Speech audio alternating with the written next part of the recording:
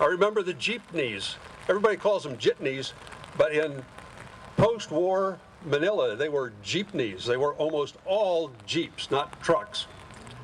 The streets in Manila were super congested, chaotic.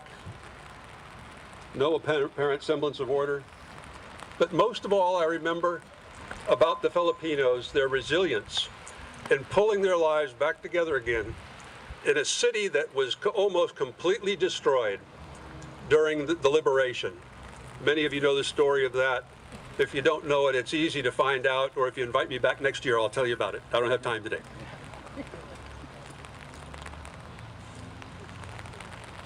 Grandpa showed us where his command post on Bataan was during the Battle of the Pockets. Took us to Corregidor on his boat. Quite an experience. That was before it had become a tourist attraction and a national park. And we sailed around Fort Drum. That was the concrete battleship. We weren't allowed to go there because apparently there was still quite a bit of unexploded ordnance there. Another vivid memory of my time in the Philippines was when we went to a barrio in Bataan. I remember the road was long, narrow, dirt road, one-laner. Vegetation solid on both sides of the road, all covered with an inch or two of dust. Must have been the dry season. The reason we went there was because that many of the people that lived there were comrades in arms with my grandfather during the Battle of Bataan, and they were having a huge ceremony and banquet in his honor. It was quite an experience. But let's roll back to December 8th, 1941, when the Japanese first attacked the Philippines. It was still December 7th back here and in Hawaii, but we know about the international dateline. The initial attacks were bombing attacks on Clark Field and the other air bases, and subsequently on the naval bases around about Manila Bay.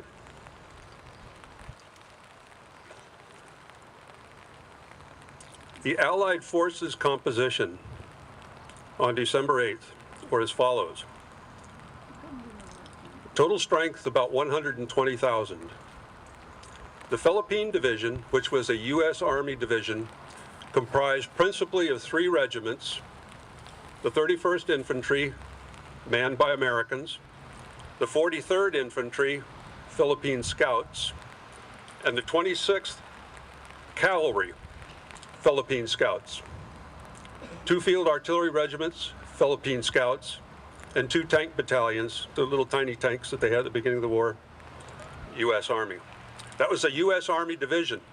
A lot of people don't understand about the Philippine Scouts. The Philippine Scouts were Filipino nationals in the United States Army. They were regulars, they'd been well trained, they were well equipped, and they fought like hell.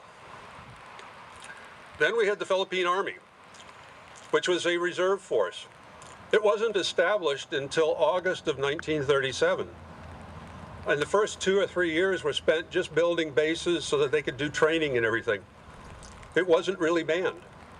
Until about 1940, they started having some officers. Most of the officers came from the Philippine Scouts, Filipinos, that came into the Philippine Army, and they started training 1 regiment in each of 12 divisions. There were 9 divisions on Luzon and 3 divisions, actually 2 divisions in the Southern Islands, and then there was a Philippine Constabulary division that was trained as police officers, not as military people, so that was a problem there too. The first regiments got about, in each division, got about 7 or 8 months of training and were reasonably well equipped. The second regiments that came in just several weeks before the onset of hostilities. They got essentially no training, a little bit of close order drill and some military courtesy. Many of them were issued weapons, but were unable to fire them because there was no range available to them at the time. The United States Marines, which owned the only range, said, nope, we need it for ourselves, and didn't let the Philippine Army use it. The 3rd Regiment in each of those divisions was called up on the onset of hostilities. They had no uniforms, they had no weapons, they had no training. Basically, they showed up in t-shirts and shorts and sandals. There was no transportation. Trucks and buses were used to get them to where they were supposed to be going. And it was no surprise that the Philippine Army didn't fight very well initially. I mean, my God, what would one expect? The officers in the Philippine Army were mostly drawn from central Luzon. They spoke Tagalog. Some of the regiments in the Philippine Army were from central Luzon. They also spoke Tagalog. But most of the regiments in the Philippine Army were from what I call the provinces. They spoke different dialects, and they couldn't understand each other. And of course, the American officers who were supposed to be placed in charge of a lot of the training spoke neither. So communications was a real problem.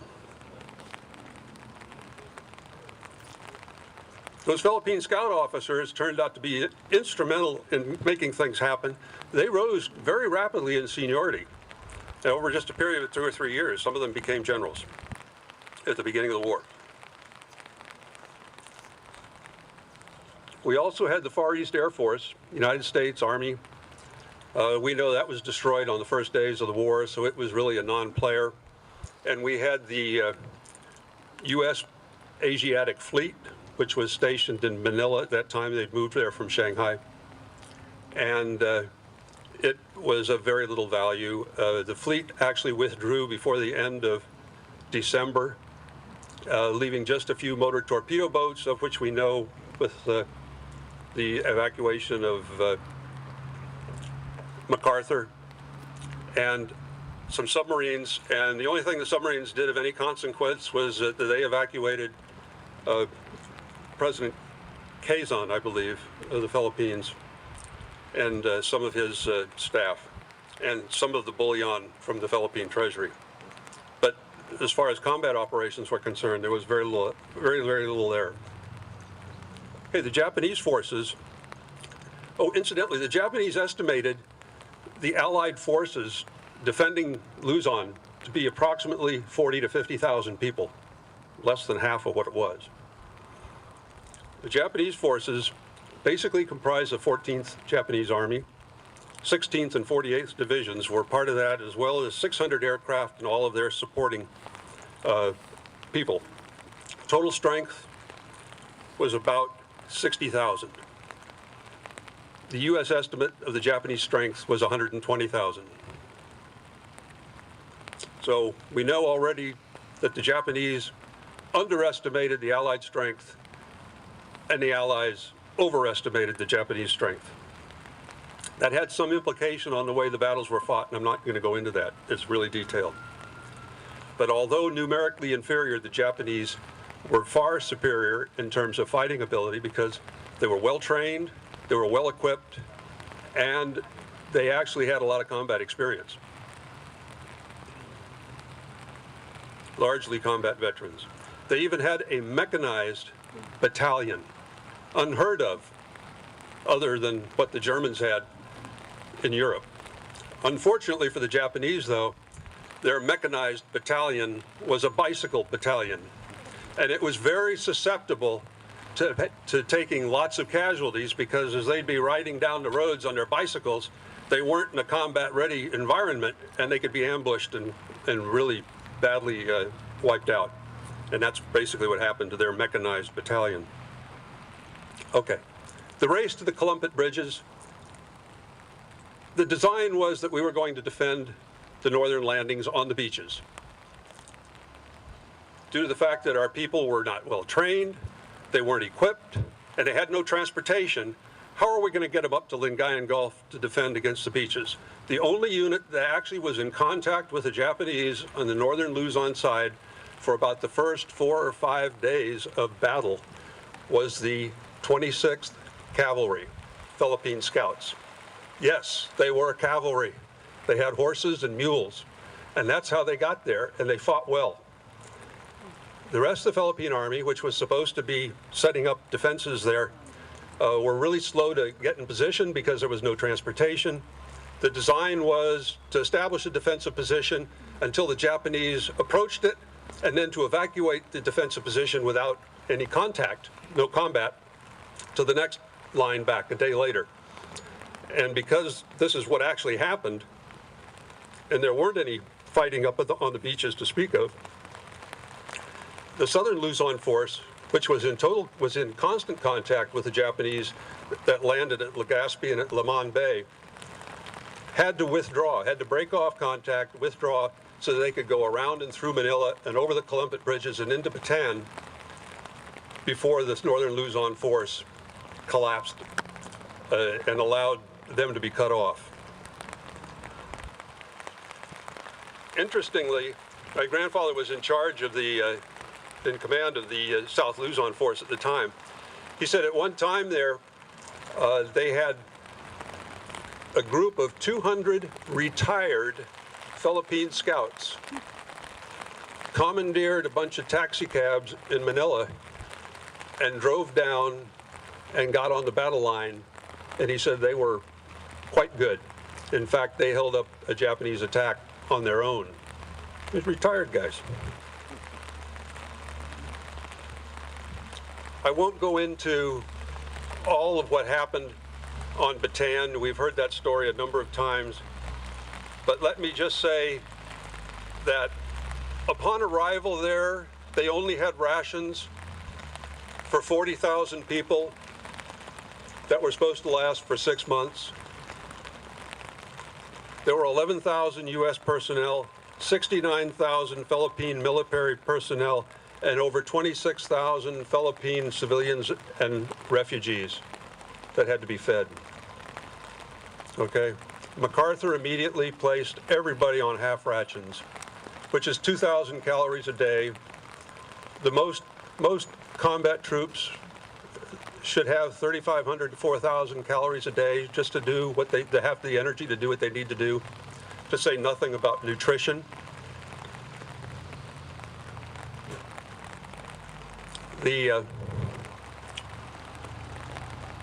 2,000 calories a day was mostly rice for the Filipinos and wheat, flour for the Americans, very little meat, very few vegetables, very little fruit. Any wildlife that was on Bataan at the beginning of the war was pretty much exterminated within the first few weeks, people supplementing their diets. In February, the rations were cut from 2,000 calories a day to 1,500. And in March, they were cut from 1,500 to 1,000. Starvation, with very little nutrition. They fought bravely. They beat the Japanese in the Battle of the Points, wiping out a complete battalion of Japanese combat veteran infantry. They beat the Japanese in the Battle of the Pockets, wiping out a complete battalion of combat veteran Japanese.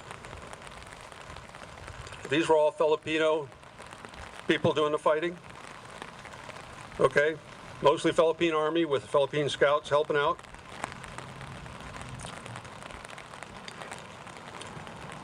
The American 31st Infantry was pretty much held in reserve for all but the last few days of fighting. They still, however, had lots of casualties caused by malnutrition and disease. The malnutrition resulted in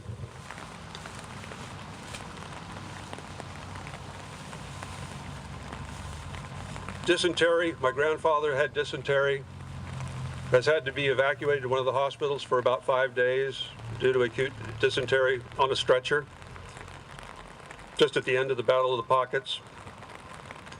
Beriberi, malaria, scurvy, dengue fever, yellow fever, nerve fatigue. We know of that now as PTSD, or basically what was it called back then? Shell shock. A lot of that. On any given day, in March of 1942, the last month, there were 15,000 Allied soldiers, Filipino and American, in hospital beds. Another 15,000 were too sick to fight. And that doesn't even count the ones that were so starved they had no energy.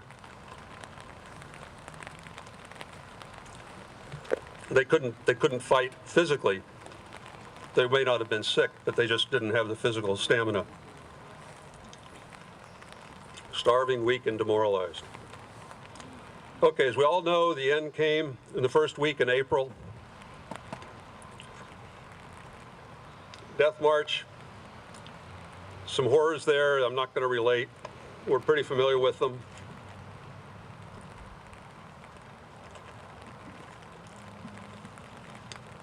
One thing stuck in my mind, though, that my grandfather told me about the Death March. He said that the prisoners were pretty much organized into groups of 100 with 1 or 2 Japanese guards for the 65-mile forced march from Miraveles up to, I believe, San Fernando. The leaders of the groups knew that the men could not go very quickly because they couldn't keep up, and if you couldn't keep up, we all know that they were killed. So they tried to keep the pace down. Just before the surrender, General King, who was in overall command on Bataan, had ordered that all of the weapons and munitions and other supplies be destroyed the night before the surrender occurred, and they were. But he did require that all the trucks and gasoline be kept, because the intention was to use them to transport all the sick and wounded to wherever it was that the Japanese wanted to incarcerate them. We know what happened about that. The sick and the wounded had to march. The Japanese used the trucks, and truckloads of Japanese soldiers would go up and down the marching line with big bamboo sticks, beating on the prisoners with the bamboo sticks. And the people leading each one of those groups of 100, they beat them especially badly because they wanted them to go faster. He says quite a tough time. Approximately 80,000 combatants, American and Filipino, arrived on Bataan.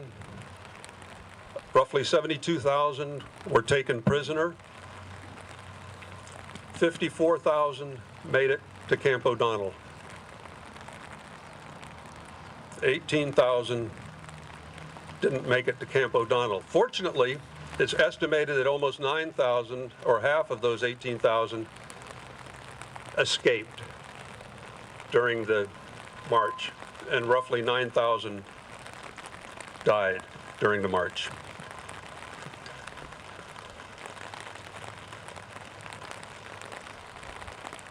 Most of the Philippine prisoners were released after a couple of months. The Americans were sent to other POW camps and incarcerated for 3.5 years.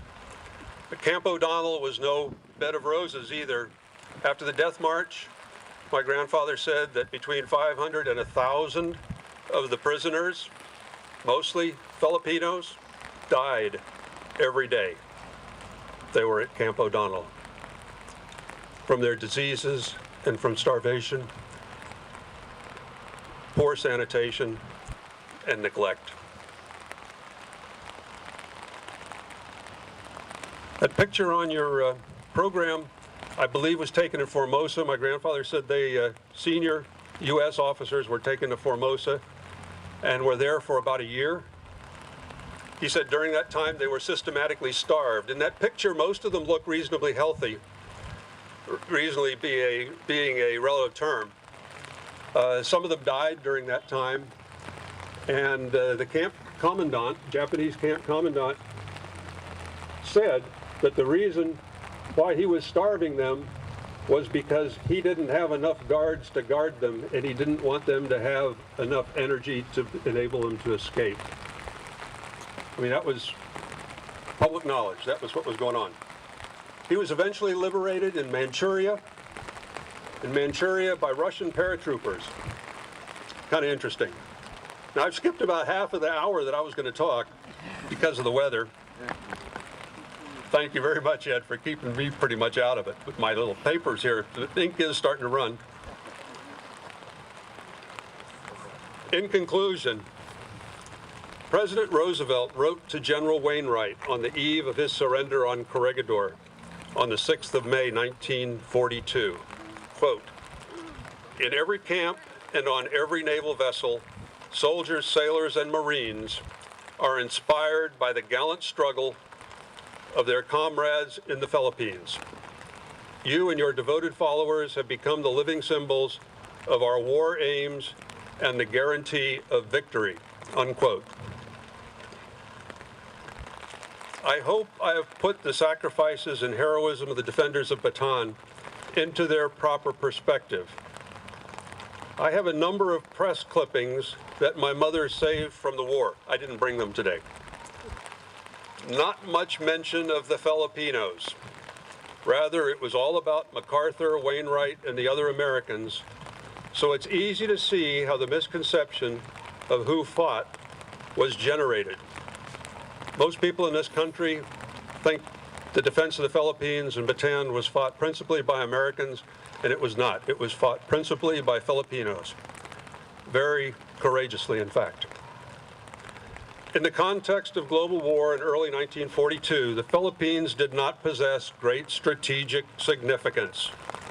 But for an allied world overwhelmed by defeat and despair, the Epic of Bataan and Corregidor was a symbol of hope and a beacon of success for the future. And thank you very much for your attention during these trying times.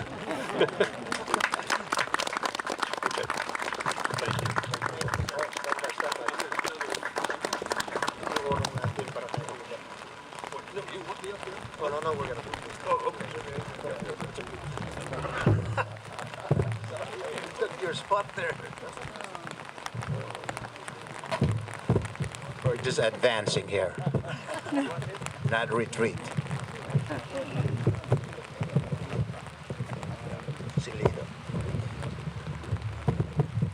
What a story. Captain Henry, thank you for sharing with us your grandfather's participation in the war and his valiant efforts to survive the atrocities that happened there. I'd like to call on Lida Howard now to the front, please. Lida Howard is the president of the Filipino Women's Club and part of the board of trustees for the Filipino American Association of Kitsap County.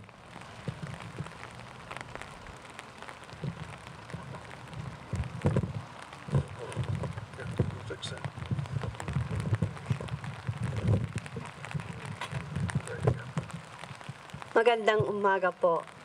It's not so pretty, but good morning. Thank you, Master of Ceremonies, Mayor Lent, honored guests, ladies and gentlemen. I am very honored to present this award of exemplary service for the Bataan March of 1942 during World War II against the Japanese Imperial Army in Bataan, Philippines. This is being presented to Captain Russ Henry on behalf of his grandfather, General Albert M. Jones, Commander of the South Luzon Force, Philippines, 1942. I would like to read what's in here. Captain Henry, we wish the world to remember that your grandfather, General Jones, led and performed alongside others under nightmarish conditions of disease, filth, and brutality. Please accept this humble award as our utmost gratitude for your grandfather's exemplary service for all Filipino Americans and especially for democracy. Thank you so much for your grandfather and family, Captain Henry. Signed, Raul Bacas, Filipino American Association of Kitsap County.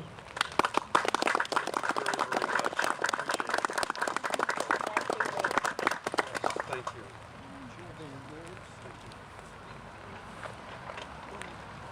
That was something I really wasn't expecting. It's quite an honor. I mentioned at the beginning, it's hard to get me to shut up. I mentioned at the beginning about the ants and the cake, and there was a story there. While they were on Formosa, they lived in barracks, and they didn't have anything hardly to eat. 1 or 2 rice balls a day, that was about it. And they were starving. The prisoners at night would get under the barracks and wait to try to catch rats as they were running by. And they would eat the rats right there under the barracks, raw. I mean, that was how bad it was. The Filipinos had most of the casualties during the battles on Bataan and the rest of the Philippines, in fact, during the defense of the Philippines. But the Americans lost large numbers, over 40%, while they were incarcerated in the 3.5 years. So anyway, I want to honor mostly the Filipinos today because of their sacrifice during the defense of the Philippines, but also recognize the fact that the Americans involved didn't come out unscathed either. Thank you.